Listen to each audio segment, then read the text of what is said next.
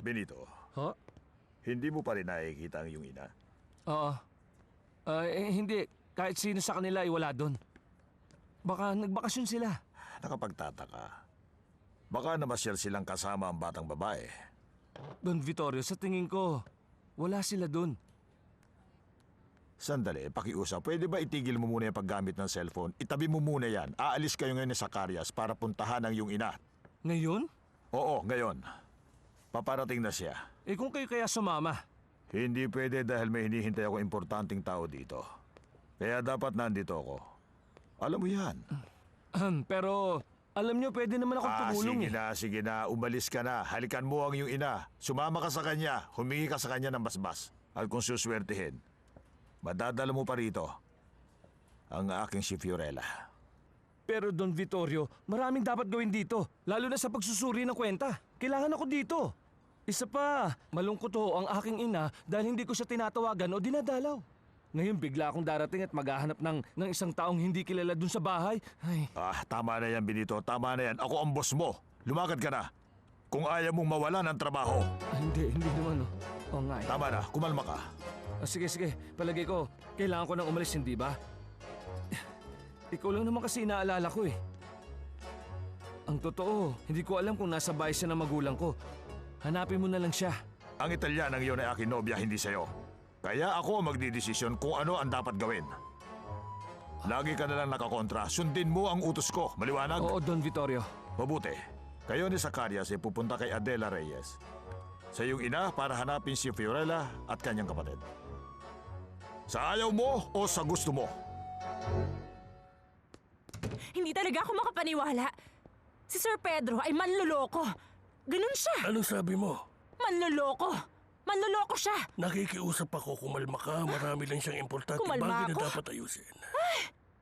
Marami siyang ginagawang importanteng bagay, tama? Importante rin naman ito. Alam mo kung bakit? Dahil tungkol ito sa kalusugan ng aking kapatid. Ikaw ang pinapunta niya dahil duwag siya. Dahil alam niya na gusto ko siyang patayin. Kaya ikaw ang pinapunta niya kasi hindi ko yun magagawa sa'yo. Kumalma ka sana, senyorita. Alam mo si Senyor Pedro ay darating din agad. May aayusin lang siya mga importanteng... Gianna. Ayos ka lang. Fiorella, nahihirapan ako. Hindi pa ako magaling, ano. Umupo ka. Sabi mo sa akin ang totoo. Mamamatay ako, hindi ba? Yan ang sinabi ng doktor. Hindi. Hindi, Gianna. Maayos na lahat. Paumanhin, senyorita. Bakit niya sinabing mamamatay siya? Anong nangyayari sa kanya? Kumalma ka, huminga ka. Kumalma ka. Siya si Gianna. Ang aking kapatid. Napakahina ng kanyang puso. Ang tanging hiling ko lang sana ay patirahin kami ni Sir Pedro sa rancho ng kanyang pamilya para maging maayos ang kapatid ko. Ang kalusugan niya. Gusto ko magtrabaho ron. Yun lang ang gusto ko. Hindi ko intensyon na kuhanan sila ng pera. Pangako hindi ako gagawa ng masama. Kahit kay Sir Pedro, kung yun ang iniisip niya. Gusto ko lang pong gumaling ang kapatid ko. Sa Rancho Los Angeles. Alam ko mangyayari yun. Dahil sariwa ang hangin. At yun ang kailangan ni Gianna. Napakatigas si Sir Pedro. Napakatigas ang puso niya. Hindi ako gagawa ng masama. Hindi ko kayang gawin ang bagay na yun. Ang gusto ko lang ay magtrabaho. Wala akong masamang intensyon sa kahit na sino. Gusto ko lang na gumaling ang kapatid ko. Ang gumaling lang siya.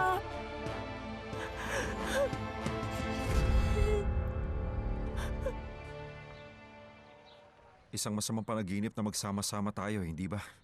Oo. Ito'y magiging isang parang impyerno na may kasamang isang demonyo. Ang ibig ko sabihin ng iyong lola. Naiintindihan ko siya. Alam nating wala siyang tiwala sa kanyang pamilya. Wala.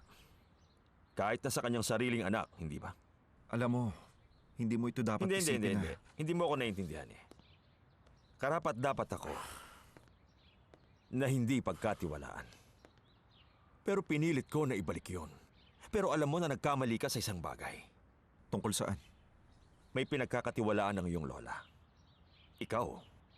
At alam mo ba, na wala ka nang magagawa pa doon. Parehong-pareho nga kayo ng pag-uugali ng iyong lolo. Sa katunayan, mas mabuti. Mas masaya nga ako. Walang pangako o kahit na anong magiging sakit ng ulo. Alam mo kung minsan, naiinggit ako sa'yo dahil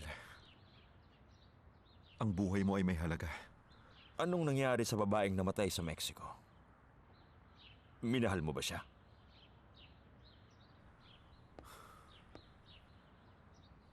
Hindi ko siya maaaring mahalin. Pero, hindi ko rin siya pwedeng iwan. Bakit hindi? Nagkaroon siya ng katulad ng problema ng kay mama. Patawarin mo ako, Pedro. Maniwala ka. Isang baso lang ininom Hindi, ko. huwag ka mag-alala. At hindi ako Don't worry, uminom ng ayos lang. gamot. Tama na, kalma lang. Don't worry, nandito ako. Kumalma ka. Kailangan kita. Don't worry, oo, nandito Hindi ko ako. Tanya, mapigilan ang kumalma ka. sarili ko, Pedro. Tama na. Huminahon ka. Huminahon ka. May problema ako. Patawarin mo ako, Tama na. Pedro. Patawarin mo ako. Namatay siya sa pag-inom ng gamot na pampakalma. At kasabay nito ang madalas niyang pag-inom ng alak. Anak, ikinalulungkot ko. Pero siya ba'y iyong nobya? Pero hindi. Dahil hindi mo pa siya dinala dito upang ipakilala man lang sa amin. Hindi. Huwag ka mag-alala. Walang nakakaalam ng aming relasyon. Hindi ito malalaman ng lola. Pero nakikita kong apektado ka, anak. Sinikap kong matulungan siya at para iligtas siya. Pero, wala na itong pag-asa. Katulad ni Mama. Pedro. Anak, halika. Hindi, huwag mong gawin. Huwag mong gawin. Huwag mo itong gawin pakiusap. Pero anak, mahal kita. At ikaw lamang ang taong minamahal ko. Alam mo yan. Masaya ako malaman yan pero wala na akong pag-ibig na nararamdaman. At kung hindi nila maintindihan kung ano ako, ipagpatawad nyo. Hindi ko kaya magbago.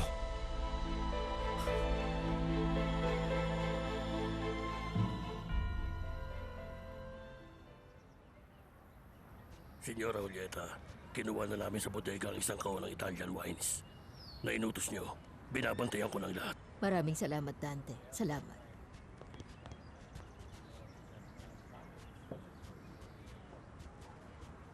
Kinakailangang maging labis na masaya ang pagdiriwang na ito. Gusto kong maramdaman ni Pedro ang maging isang hari. Gusto kong ipaalam at linawin sa lahat ng imbitaado, mga kasosyong Italianos, na ang pamilya, Angeles, ang pinakamahusay sa pagninegosyo. Huwag kang mag-alala. Masaya ito. Alam mo, ang pagtitipong ito ay ginawa ko isang Italiano. Matutuwa silang lahat, Eloisa. Napansin ko, napakaganda mo ngayon.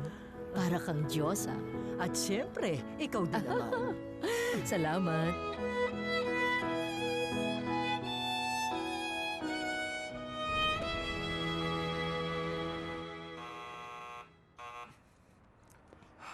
O ano, sinabi ko na sa inyo walang tao eh. Lagi ko silang tinatawagan pero wala sila. Meron ka bang susi ng bahay? Wala, dapat mag-ingat. Kumakatok ako kapag pumupunta ako dito. Baka meron lang silang pinuntahan. Ah, meron silang pinuntahan. Sige. Anong ginagawa mo? Ano sa tingin mo? Isang paglabag. Hindi ka dapat nagbubukas ng pinto nang walang pahintulot. Sa magulang mo to, hindi ba? Tama. At sila ay mga pribadong tao. At pag sila ay nasa kwarto, ayokong makakita ng ganung bagay. Hindi ba sumagi sa isip mo na baka kailanganin nila ang tulong mo, hindi ba? Halika.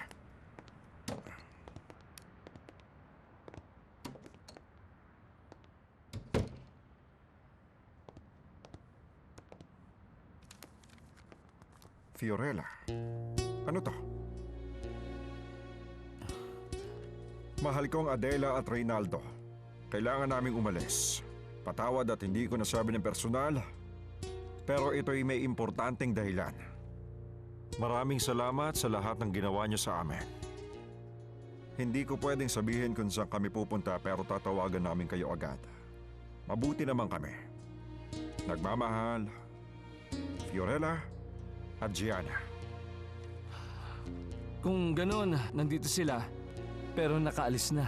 Ah, ganon.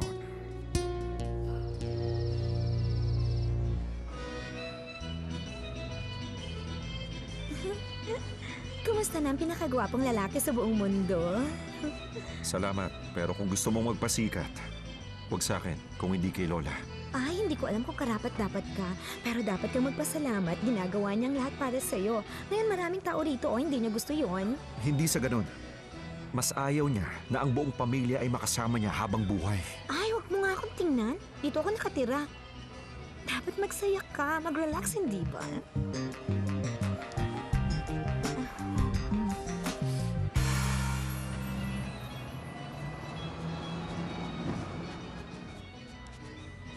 Mamaya, iho, humanap ka ng magandang lugar sa rancho para panuorin ang mga hinandang fireworks. Salamat, Lola. Ah, darating na sila. Sige po. Sige na, iho. Wow, Eloisa! Talagang bumili ka pa ng mga fireworks para sa paborito ng pamilya. Makakaalis ka na, Dante. Mag-uumpisa na.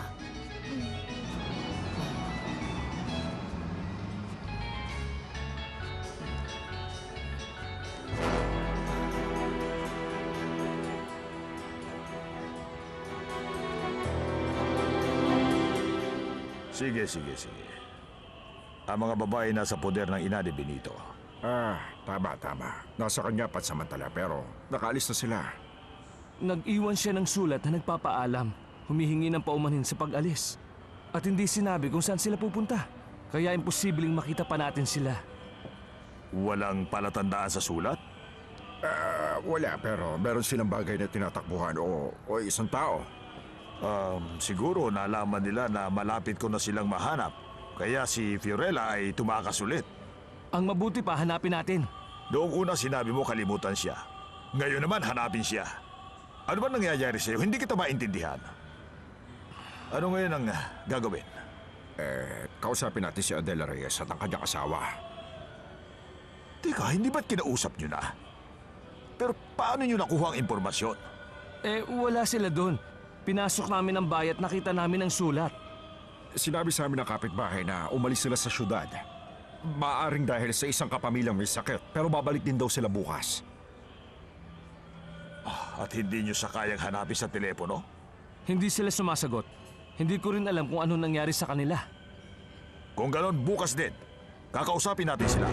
Ikaw, ako at si Zacarias. Bakit hindi ka sumasagot, Fidel? Kanina pa kita tinatawagan. Ano bang nangyayari? Napakaganda dito. Naaalala ko ang Italy. Sandali lang ah. Salamat. Para sa aking kapatid. Salamat. Maraming salamat. Uy, anong ginagawa mo dito? Sandali, Pedro! Nandito na ako ngayon. Dumating na ako. Sa Rancho Los Angeles. Bakit ka nandito? Kuy, galing ako sa banyo. Niloloko mo ba ako? Ah, hindi. Marami lang ako nainom na tubig na papunta kami rito. Bakit ka nandito? Huminahon ka! Isinama kami rito ni Sir Fidel. Wala akong sinabing isama ka rito. Ah, wala?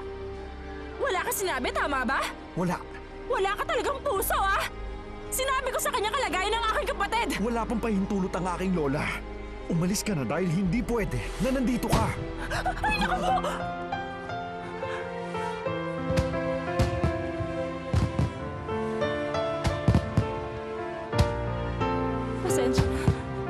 Pasensya na. ¿Dónde va nuestro amor? Si cada día se